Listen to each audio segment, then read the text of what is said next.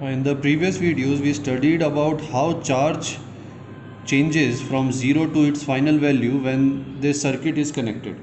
Now in this video, we are going to talk about the current that flows in the circuit during this process, the charging current.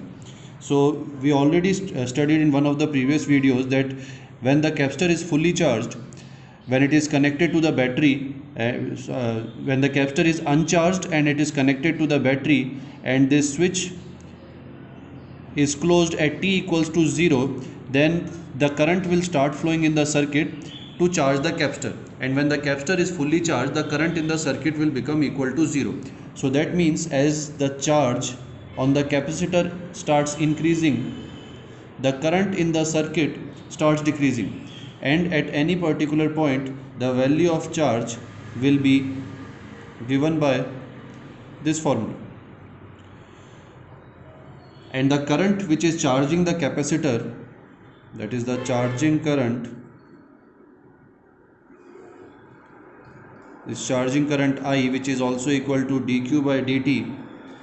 So by differentiating this, we can get the value of charging current, and this will come out to be v by r e to the power minus t by rc. This part you can do it yourself. It will be obtained by multiplying CV inside and then differentiating with respect to t. So the first term will become 0 and the value of second term will be this. This you can do it yourself. Now if we plot this graph according to this equation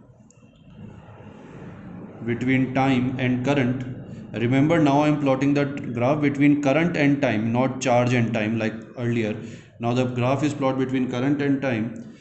Then in the initial stage, when t equals to 0, the current flowing in the circuit will be v by r.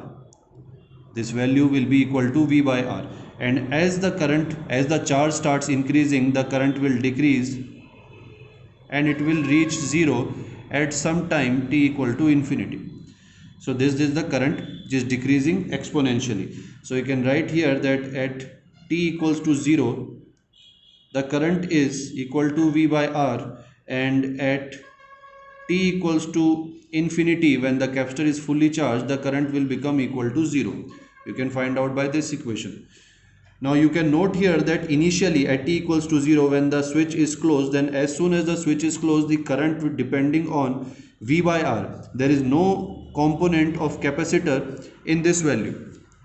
This means that initially the current in the circuit depends on the value of resistance only, and the capacitor behaves like it is a straight conducting wire. There is as if there is no capacitor attached here, and the circuit has a straight conducting wire, and the current is only flowing through the resistor. So this is when as soon as the switch is closed. After that we get this relationship. Now this using this will also be discussed. This concept will also be discussed in later videos. Right now we will find out the various parameters.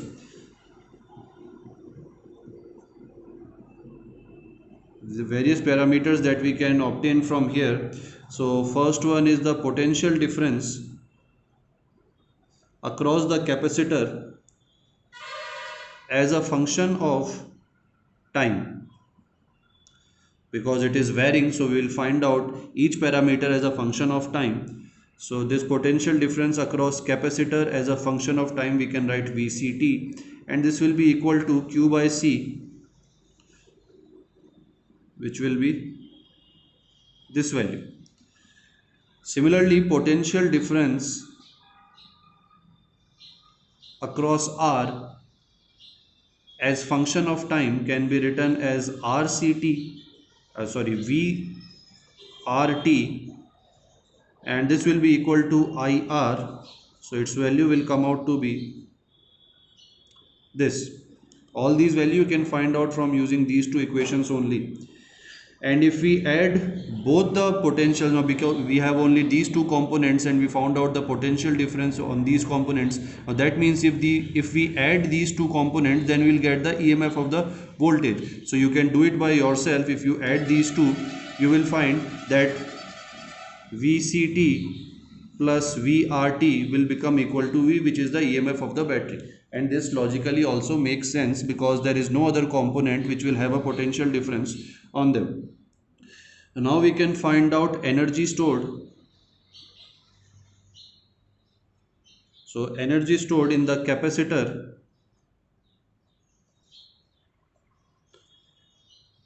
as a function of time again, so we will write ut, and this will be equal to q square by 2c. We have already done this formula. So substituting this value, we will get half cv square 1 minus e to the power minus t by rc whole square. So this will be the value of energy stored in the capacitor.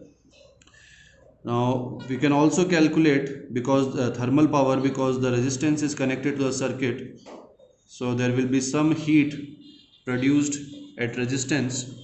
So this thermal power in R, we can write it as PT, and this we know the formula I square R. Putting the value of I here, we can find out to be V square upon R e to the power minus 2t upon RC. Similarly, we can also calculate the rate of storage of energy. We have this energy stored already, and if we want to find out the rate, then we can differentiate this energy with respect to time. So this you can do yourself. I'll just write here that rate of storage of energy ut can be obtained by differentiating ut with respect to time. This value of ut can be differentiated with respect to time, and we can find out the rate of storage of energy in the capacitor. This is required in some numerical, so you can do it here. Also, heat produced by using this thermal power, we have thermal power in resistance, so we can also find the heat produced. Now since the graph is not a straight line, it is varying with time, so heat produced will be given as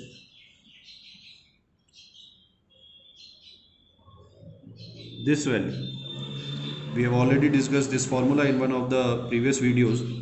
So if we integrate power with respect to time from 0 to infinity, then we can find out the total heat produced in the circuit. So this will be equal to integration of to the power minus 2t by RC from here and dt.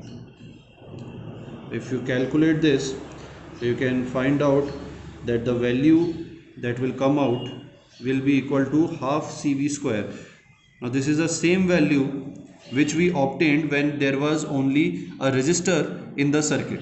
In one of the previous videos you can find out this is the same heat produced. What does this mean? This means that the entire heat that is produced in this process will be produced only across the resistor and not across the capacitor. So even if the resistor is absent here, some heat will still be produced, but that heat will be because of the resistance of the conducting wires, not because of the capacitor. Because of this formula we can find this out. So I can write here that heat is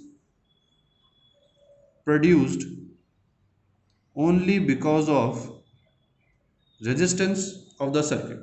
So these are the various parameters that you can calculate here. These are very useful for numericals, so you should write them in a piece of page.